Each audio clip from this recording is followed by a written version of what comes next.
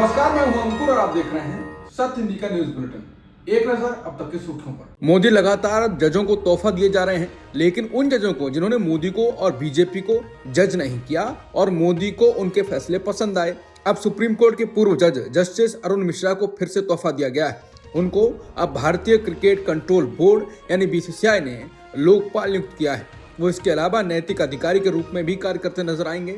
बता दें, अमित शाह के बेटे और अब आईसीसी के चेयरमैन जय शाह ने जब पिछले साल दिसंबर में बीसीसीआई का सचिव पद छोड़ा था, ऐसे में बीते रविवार बोर्ड ने स्पेशल जनरल मीटिंग बुलाई थी। इस मीटिंग में नए नाम डिसाइड किए गए हैं। बता दें, इससे पहले अरुण मिश्रा को राष्ट्रीय मानवाधिकार आयोग का अध्यक्ष बनाया गया था। मालूम हो कि अरुण मिश्रा जब सुप्रीम कोर्ट में जज थे, तभी उन्होंने पीएम मोदी की एक मंच से तारीफ के पुलंदे बांध दिए थे। उन्होंने कहा था कि वो पीएम मोदी को बहुमुखी प्रतिभा का व्यक्ति मानते हैं, जो वैश्विक सोच रखते हैं और स्थानीय स्तर पर काम करते हैं। तो ये बात साधारण नहीं लगती है। उन्होंने पीएम मोदी को अंतर्राष्ट्रीय दूरदर्शी व्यक्ति कहा था। बता दें, साल 2019 में सीनियर एडवोकेट दुष्यंत दुबे ने सीजेआई रंजन गोगोई को चिट्ठी लिखकर पूछा था कि अडानी समूह से जुड़े मामले जस्टिस अरुण मिश्रा की अदालत में क्यों लिस्ट किए जा रहे हैं। वहीं जस्टिस मिश्रा ने उज्जैन के महाकालेश्वर मंदिर मामले में आदेश दिया था कि शिवलिंग पर शुद्ध दूध चढ़ाया जाए। मंदिर कमेटी से कहा गया कि वो भक्तों के लिए शुद्ध दूध का इंतजाम करेंगे और ये सुनिश्चित किया जाए कि कोई भी अशुद्ध दूध शिवलिंग पर ना चढ़ाए। अब उनको बीसीसीआई का लोकपाल बनाया गया है। मालूम हो कि बीसीसीआई क्रिकेट में सबसे अमीर बोर्ड है। पहले जय शाह इसके सचिव थे और अब वो आईसीसी के चेयरमैन है। प्रयागराज में विश्व हिंदू परिषद के एक कार्यक्रम में मुसलमानों को कठमुल्ला और बहुत कुछ कहने वाले जस्टिस शेखर यादव अपने बयान पर कायम है। ये बात उन्होंने इलाहाबाद हाईकोर्ट के चीफ जस्टिस को लिखकर कही है। उन्होंने मुख्य न्यायाधीश को पत्र लिखकर कहा कि वो अपनी टिप्पणी पर कायम हैं। उनकी टिप्पणी न्यायिक आचरण के किसी भी सिद्धांत का उल्लंघन नहीं करती। बता दें, सीजेआई खन्ना ने इलाहाबाद हाईकोर्ट के चीफ जस्टिस अरुण भंसाली से लेटेस्ट अपडेट मांगी थी। इसके बाद जस्टिस भंसाली ने जस्टिस यादव से कॉलेजियम से मुलाकात के बाद इस मुद्दे पर स्पष्टीकरण मांगा था, जिसके बाद उन्होंने लेटर लिखकर जवाब दिया, जिसमें साफ तौर पर कहा गया कि वो अपने बयान पर कायम हैं। सूत्रों के अनुसार जस्टिस यादव ने अपने जवाब में दावा दिया कि उनके भाषण को निहित स्वार्थ वाले लोगों द्वारा तोड़ मरोड़ कर पेश किया जा रहा है। दिल्ली के पूर्व मुख्यमंत्री अरविंद केजरीवाल ने दिल्ली मेट्रो में छात्रों को रियायत देने के लिए प्रधानमंत्री मोदी को पत्र लिखा। अरविंद केजरीवाल ने पत्र में लिखा है कि दिल्ली के छात्र स्कूल और कॉलेज जाने के लिए बड़े पैमाने पर मेट्रो पर निर्भर हैं। उन्होंने पत्र में लिखा है कि छात्रों पर वित्तीय बोझ कम करने के लिए मैं दिल्ली मेट्रो में छात्रों को 50% की रियायतें देने का प्रस्ताव रखता हूं। दिल्ली मेट्रो दिल्ली सरकार और केंद्र सरकार के 50-50 सहयोग की परियोजना है, इसलिए इस पर होने वाले खर्च को दिल्ली सरकार और केंद्र सरकार आधा आधा वहन करें। उन्होंने इस चिट्ठी में यह भी लिखा है कि वो छात्रों के लिए बस यात्रा पूरी तरह मुफ्त करने की योजना बना रहे हैं। अरविंद केजरीवाल ने पीएम मोदी से प्रस्ताव पर सहमति व्यक्त करने की उम्मीद जताई। बता दें, दिल्ली में 5 फरवरी को विधानसभा चुनाव होने हैं। नतीजे 8 फरवरी को आएंगे। सैफ अली खान पर हुए हमले में एक बड़ा अपडेट सामने आया। पुलिस ने जांच में एक संदिग्ध को हिरासत में लिया है और पूछताछ करने के बाद जल्द इस केस में बड़ा खुलासा हो सकता है। जिस संदिग्ध को सैफ अली खान और करीना की बिल्डिंग के सीसीटीवी कैमरे में देखा गया था, उसे लेकर भी पुलिस को जानकारी मिली है। उसे घटना की अगली सुबह बांद्रा रेलवे स्टेशन पर देखा गया। सैफ अली खान पर हुए मामले को लेकर पुलिस फुल एक्शन में है और आरोपी की धरपकड़ में जुटी हुई है। बता दें कि पुलिस ने आरोपी की जल्द से जल्द गिरफ्तारी के लिए 20 टीमें बनाई हैं, जिन्हें अलग अलग जिम्मेदारी सौंपी गई है। फिलहाल ये टीमें आरोपी की गिरफ्तारी के लिए जगह जगह दबिश दे रही हैं। बॉलीवुड अभिनेता सैफ अली खान पर बुधवार देर रात उनके घर में घुसे एक व्यक्ति ने चाकू से हमला किया, जिसके बाद उन्हें अस्पताल में भर्ती कराया गया। सैफ अली खान पर हुए हमले के बाद मुंबई सरकार पर, वहां की सुरक्षा व्यवस्था पर विपक्षी दलों के नेता लगातार हमले कर रहे हैं। सैफ पर हुए हमले पर एनसीपी शरद पवार गुट की नेता सुप्रिया सुले ने प्रतिक्रिया दी। सुप्रिया सुले ने कहा कि सैफ अली खान पर हुआ हमला बहुत चिंताजनक है। उनका परिवार बहुत घबराया हुआ है। उन्होंने कहा कि सैफ अली खान जी ने अपने बच्चे को बचाने के प्रयास किया, जिसमें वो घायल हुए। अभी अस्पताल में हैं और सुरक्षित हैं।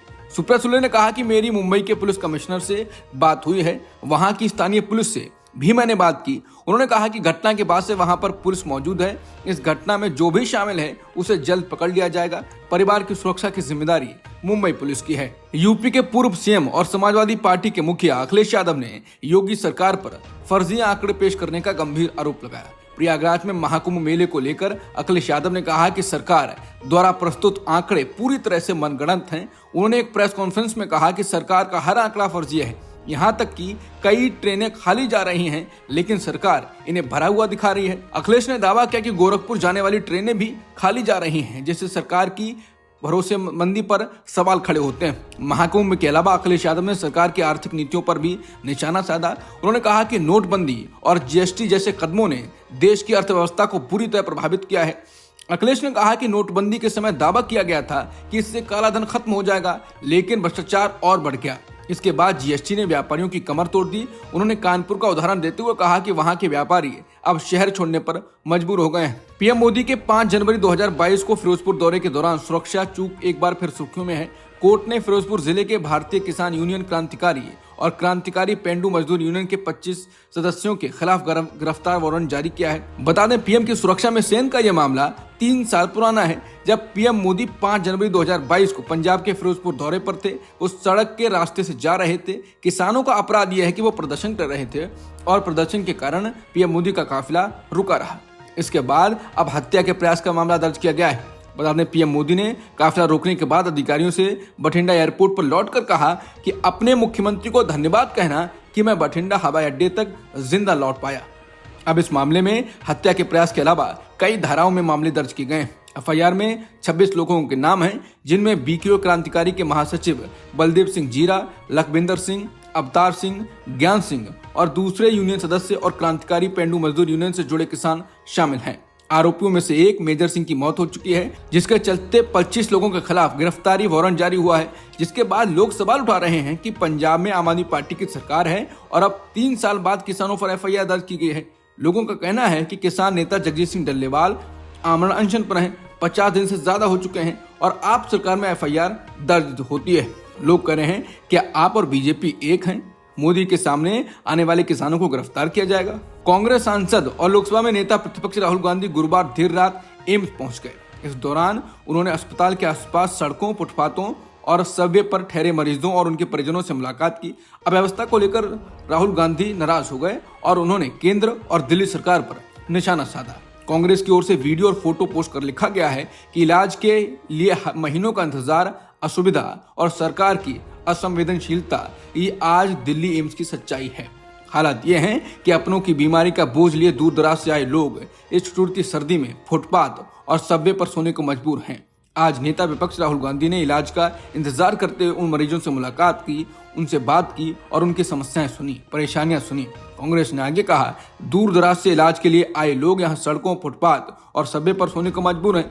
मोदी सरकार और दिल्ली की सरकार ने इन्हें अपने हाल पर छोड़ रखा है, अपनी जिम्मेदारी से मुंह मोड़ रखा है। बिहार विधानसभा चुनाव में सीटों की दावेदारी को लेकर एनडीए में खटपट की नौबत आ गई है। शुरुआत हम सेक्युलर के संरक्षक व केंद्रीय मंत्री जीतन राम मांझी की डिमांड से शुरू हुई। उन्होंने कहा कि हमें कम से कम 20 सीटें चाहिए। हमारे कार्यकर्ता तो 40 सीट चाहते हैं। हालांकि जीतन राम मांझी की इस डिमांड पर अब बीजेपी की तरफ से प्रतिक्रिया भी सामने आई। अब ऐसे में एनडीए के अंदर सीट शेयरिंग को लेकर खलबली मची हुई है। दरअसल इस मामले में प्रदेश बीजेपी अध्यक्ष दिलीप जायसवाल की तरफ से जो जवाब दिया गया, उससे ऐसा लगता है कि एनडीए के अंदर सीट शेयरिंग को लेकर अभी भी तालमेल में बहुत कमी है। बिहार बीजेपी प्रदेश अध्यक्ष दिलीप जायसवाल ने जीतन राम मांझी की सीटों की डिमांड पर जवाब दिया। उनसे जब सवाल पूछा गया तो उन्होंने कहा कि सब कुछ पहले ही तय हो गया है, अब कुछ नहीं हो सकता। नीतीश के नेतृत्व में चुनाव लड़ना है। अब सवाल यह है, तो मांझी के साथ ऐसा क्या तय हुआ जो उन्हें समझ नहीं आ रहा है। इजरायल के प्रधानमंत्री बेन्यामिन नेतन्याहू के कार्यालय ने कहा है कि बंधकों की रिहाई के समझौते पर सहमति बन गई है। गुरुवार को प्रधानमंत्री नेतन्याहू ने युद्ध विराम समझौते पर कैबिनेट की वोटिंग को टाल दिया था। उन्होंने हमास पर समझौते में बदलाव करने के प्रयास का आरोप लगाया था। अब तक की खबरों में इतना ही। बाकी खबरों के लिए बने रहिए सत्यहिंदी.com के साथ।